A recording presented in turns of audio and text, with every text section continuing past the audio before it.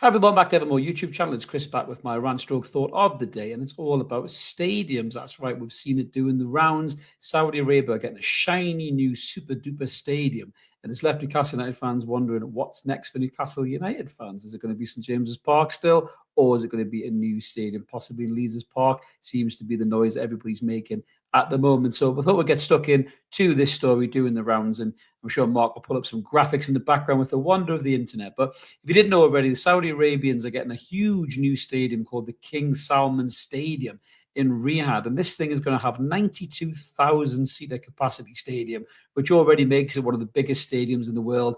I think it's only outscored by the Rose Bowl in America, the New Camp, I think, which is 99,000, going to move up to 100 after the renovations are complete. And I think there's a huge stadium in North Korea. I think it is the biggest one in the world. Bear with me. I will try and get the name and butcher the pronunciation of that. It's the Rungradu Stadium, I believe, in North Korea, which holds 150,000 people, if you can believe it. Unbelievable. But yeah, so this story is doing the rounds, obviously. This is getting built in Saudi Arabia, and it's all a view to be complete in 2029, and it's one of the proposed 2034 FIFA World Cup stadiums, which is going to host the opening ceremony as well. And this thing is so impressive looking, it really is. I mean, it isn't just a stadium they're talking about building, they're talking about, you know, a whole kind of village around it, training complex and everything else, which is absolutely incredible. And it's all been designed by the architectural firm Populous, who designed Spurs' new stadium, which is amazing. If you haven't been to Spurs Stadium already, had a look at it. It's incredible. And also Newcastle United have consulted them regarding the future of St James's Park. So more of that in a second as well. But the images that they've put up have been, you know, described as a mesmerizing natural landscape is how they've done it. And this thing, it looks absolutely unbelievable. It really, really does. I mean, they're talking about having this thing over 92,000 capacity, as I say.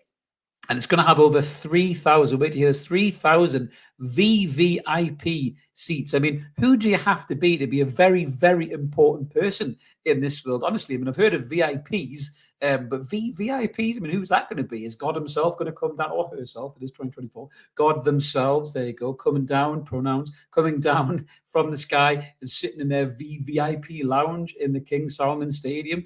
And they're also going to have over 2,000 VIP boxes, sky boxes. You know, they're talking about doing everything in there. They're talking about, obviously, they're already huge with the boxing. You've seen that already, you know, the way that, you know, His Royal Highness of Saudi Arabia hosts the boxing. Any huge boxing event these days seems to be over in Saudi Arabia. And this big stadium will be, no doubt, you know, penciled in for some of the biggest fights in the world of boxing, in the world of UFC as well. And obviously the Saudi Arabians are naturally very, very excited about it. But it has led some questions into what Newcastle United fans are thinking about their new stadium, potentially if there is a new stadium. So this hasn't gone away. You know, it is a bit of a divisive subject in amongst the fan base. I see both sides of it. I really do. The side of the traditional supporter that loves St James's Park and his history behind it, the legacy behind it, the atmosphere, the generations who have sat, you know, and enjoyed football and been miserable and seen relegations and seen Supermac and Shearer and Keegan, and, you know, now Isaac and all these brilliant players that have graced the pitch at St James's Park. It is one of the most historical grounds in English football. But with the trajectory Newcastle United are on, it's very, very similar to Manchester City, who left Main Road for the Etihad, Spurs, who left White Hart Lane for their super duper new stadium. What is it actually called? Is it just the Spurs Stadium? I don't know what it is. You know, obviously their old stadium was 3 Point Lane. A lot of people, wasn't it, to be fair, but maybe not for us because we were crap in London. But you know, for Spurs, they've never looked back. You know, and Newcastle United are always looking to improve the revenue of the football club. And you know, people have already started speculating as to if this is how good the Saudi Arabian ground is going to look, what the hell are they going to do to Newcastle United when they're finished? We'll get back to that in a second, but it just goes back to Brad Miller, who's the chief operations. Again, he's the next step regarding the stadium is a once in a lifetime opportunity, is what he said. And I think, you know, I don't know anything. I'm not in the know. You know, we don't do in the know. We don't do ITKs here at all. So just one of them, isn't it really? But you know, there is a lot of talk around about the feasibility study. Nobody knows the results. You know, some people do. They've probably all signed NDAs and a lot of talk about it and stuff like that, especially to, you know, got to be people like me who jump on YouTube on a camera and talk to you wonderful people. Thanks for your support, by the way. Hit subscribe if you like the channel. But for me, the more you look at it, the problem with St James's Park, the beauty and the problem of it is it's right in the city centre, and you're pretty stuck about where you go. We know all the issues that are there. You can't go up because you block natural daylight of some of these houses in the Leazes area of the city. You can't spin the pitch and dig down like the new camp because that's a problem as well. So the most feasible answer to all this seems to be a new stadium in Leazes Park. But obviously you've got greenbelt issues there. You've got, I think they've consulted the local freeman of Newcastle as well. So there's a lot of kind of hurdles to jump over this thing. But I think the more and more this is rumbling on in the background, and there's no surprise that some of the local journalists, people like Craig Cope, I've got a lot of time for Craig. He's a top bloke. I have had a pint with him before from one of the True Faith Talks. He's a nice fellow as well, to be fair. But people like him changing their opinions on it, and he's entitled to change his opinion. But I think there's a bit more of a dip in the toe in the water by the club here. Put the feelers out, see how the fans react to stories about why a new ground makes sense. And I think the reaction has been pretty positive in the main from the fan base. I don't think people have gone nuts about it as much as they would have done previously, because a lot of people kind of understand where Newcastle are headed on this, this new age, this new trajectory that we are under the PIF and the Rubens now, obviously no more Man Staveley. But, people understand where the club is heading and why they have to walk the same path as the likes of City and Spurs have done before, because you have to increase the revenue of the club for certainly the FFP and the PSR restraints now that weren't there when City did what they did. We have to increase the revenue of the football club. There's no doubt about it. The Sam Fender gig at St James Park was unbelievable. Wasn't lucky enough to go. There was no tickets by the time I even sniffed at them. But all you lucky bastards who went, it was absolutely incredible. But those kind of things, a massive revenue boost straight away. I was watching the guys at Tune Review. Big love to them as well. They were awesome to me in the comments as well. They always are top guys. You probably do watch them, but if you don't, go watch them because they're awesome. But they were talking about it as well. And I did say in their chat, the concerts are the easiest, quickest win for Newcastle in terms of revenue. And it is for the city too. If you get major concerts coming to a new stadium at Leazes Park rather than going to the old neighbours down the road in Sunderland, you're going to have hotels booked, you're going to have bars packed, you're going to have restaurants booked, all these people coming to see these artists, whoever it is, Pink, Ed Sheeran, Take That, Harry Styles, whoever it's going to be, will go to that stadium. And there is a new arena being built as well. That's kind of been a little bit shelved. In the past it was supposed to be up by the Sage, because the old arena is still there. And I think that's owned by a housing development now, that one. But that will happen as well. But if they can have a huge, big new build stadium in Leazes Park, that is going to be something that people will pitch. And we've got this unbelievable commercial team out there pitching to the world, really. You're talking about, boxing events, you're talking about concerts, you're talking about other sporting events and all this other stuff as well. With the Euros, they're going to be hosted in England. What a brilliant stadium that would be to do it. How big will it be? Will it be 75,000? Will it be 80,000? I mean, at the minute, St James's Park at 52,000. That extra capacity tickets that's needed.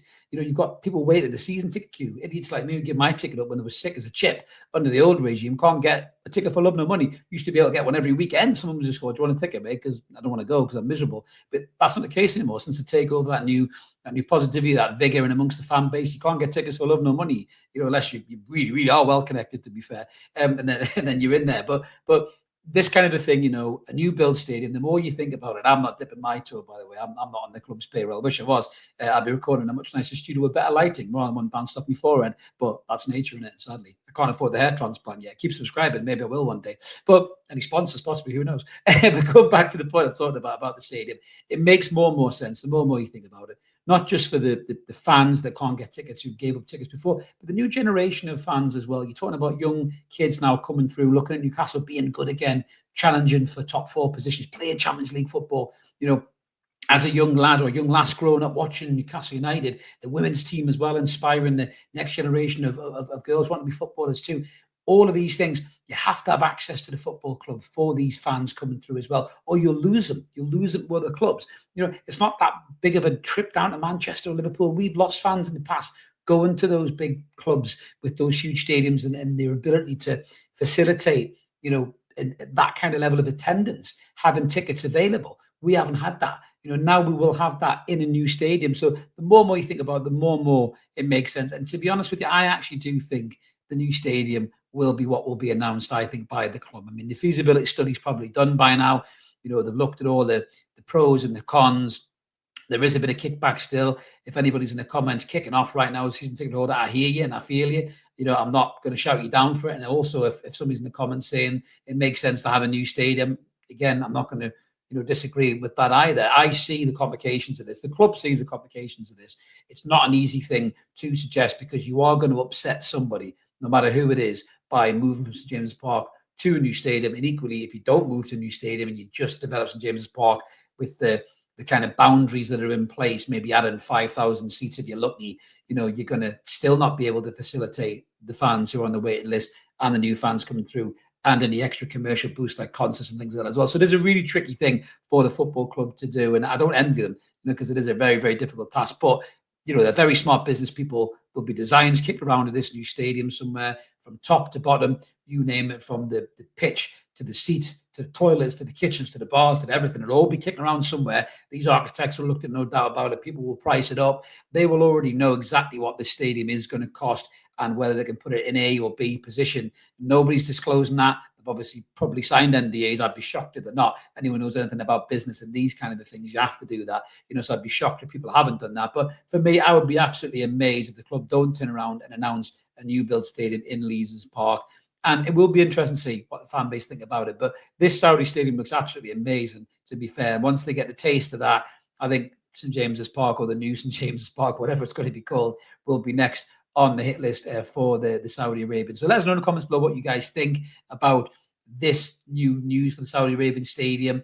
Is it something you think that's going to dovetail in with a new build ground for Newcastle United? What do you think? Do you think we need a new ground? Or are you on the side of the fence that we can't leave St James's Park because it's heritage, it's legacy, it's blood in the veins, all that kind of stuff? I always like to hear from you. Drop a comment in whether we agree or disagree. Keep it above the belt. No reason for anybody to get prickly. We're all here to talk about the club that we love, that club we call United, that team we call United. And that's what we're here to do. Smash a comment. And if you're not a Newcastle fan, and you just want to comment as well, feel free to do. But again, play nice, or you'll be on the exit door on the way out. And if you like this kind of thing, subscribe, guys. Help get us to 9K. We're only, I think, 150 or something away. So once we get there, we'll have a great prize as well for the old blue retro Keegan style shirt. Who would have thought a new stadium was on the cards back in the Keegan days? My word, you never would have thought it. Keegan probably would have walked out even quicker than he already did. But get us to 9K, and you guys could be in it to win it for that belter shirt. Great collection for the retro as well. So thank you very much for watching, guys. Have a belter, and we'll see you later. Cheers.